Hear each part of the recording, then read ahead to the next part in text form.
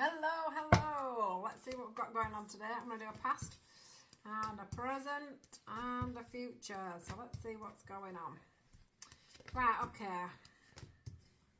So this is about an ongoing, I would say more of an ongoing relationship is this.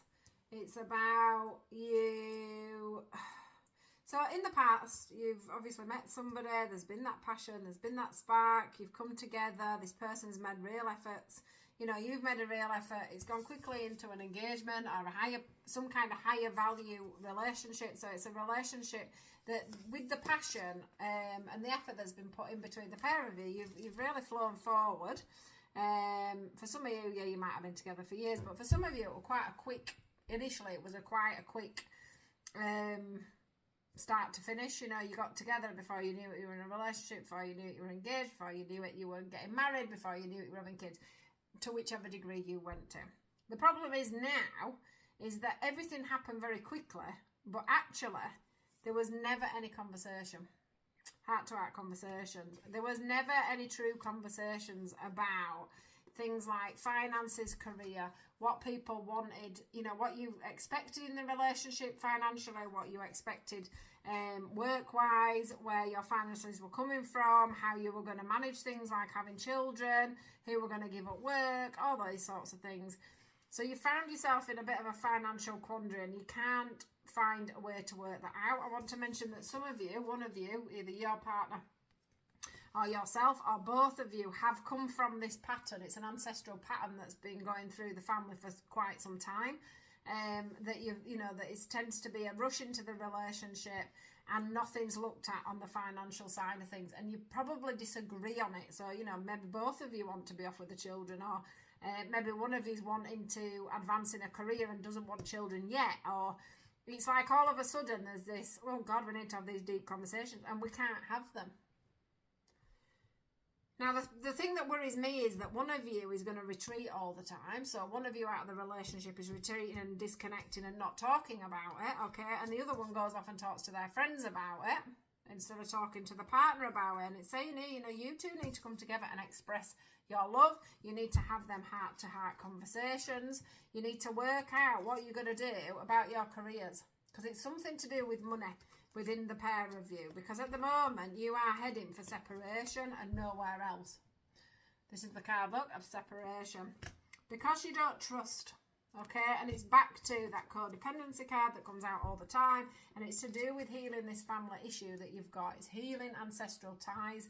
It's about what you've learned in the past, to how you've learned to communicate. It's how you've learned a relationship should look, when actually sometimes that just because your parents were that doesn't mean to say it was healthy. Like some of you probably are coming from the background of a broken home yourself. Do you know what I mean? Where two parents couldn't speak, they couldn't communicate. They probably, crashed and burned due to the fact that it were more based on passion, sex, going out, doing things, than it was, really getting to the core matters of what each person wants in the relationship and how you're going to move it forward. And I think now you've got to this financial situation where you're a bit stuck. One of you is wanting to advance or do something financially, and you can't talk about it because it comes from an ancestral background. You can't discuss it, so you can't pull through it. You're finding it very difficult to have, look, because them boundaries that you've got up, you're having difficulties being able to express yourself when it comes to what you want and the financial side of your relationship.